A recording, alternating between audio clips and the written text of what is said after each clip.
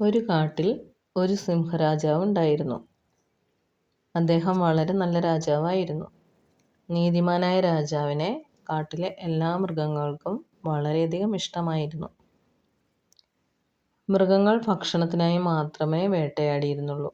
സത്യസന്ധരായ മൃഗങ്ങൾ വസിച്ചിരുന്ന കാടായിരുന്നു അത്. അങ്ങനെയിരിക്കെ ഒരിക്കൽ കുറേ കുറുക്കന്മാർ ആ കാട്ടിൽ വന്നു ചേർന്നു. അവർ മൃഗങ്ങളെ കൊല്ലാൻ തുടങ്ങി. മാനുകൾ, മുയലുകൾ ഇവയുടെ എണ്ണം ദിവസം തോറും കുറഞ്ഞുകൊണ്ടിരുന്നു. അവിടവിടെ ചത്ത ശരീരങ്ങൾ കണ്ടു.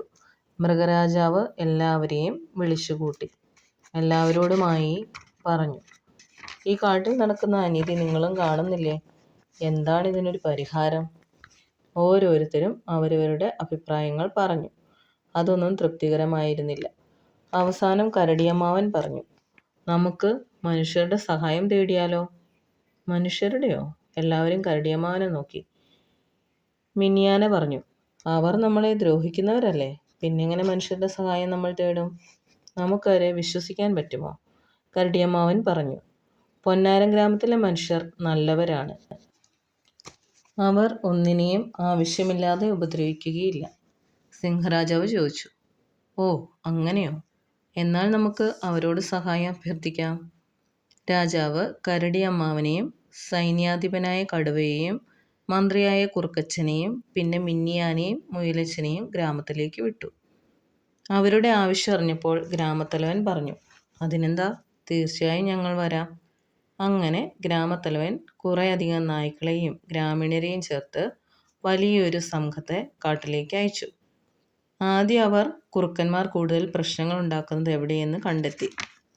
പിറ്റേ ദിവസം കുറുക്കന്മാർ എത്തിയപ്പോൾ ഗ്രാമീണർ പല പല സംഘങ്ങളായി ഓരോ സ്ഥലത്തും അവയെ ചെണ്ട കൊട്ടി പേടിപ്പിക്കുകയും നായ്ക്കൾ അവയ്ക്ക് നേരെ കുരച്ചു ചാടുകയും ചെയ്തു. ആദ്യം അവ ഓടാതെ നിന്നെങ്കിലും പിന്നീട് പേടിച്ചോടി. അത് കഴിഞ്ഞ് 2-3 ദിവസം ഇതുതന്നെ ആവർത്തിച്ചു. കുറുക്കന്മാരുടെ നേതാവ് അവരെ വിളിച്ചു കൂട്ടി, നമുക്കിനി ഇവിടെ രക്ഷയില്ല, ഇവർ നമ്മളെ കൊന്നേക്കും. അതുകൊണ്ട് ഇവിടം വിട്ടു പോകുന്നതാണ് നമുക്ക് നല്ലത്.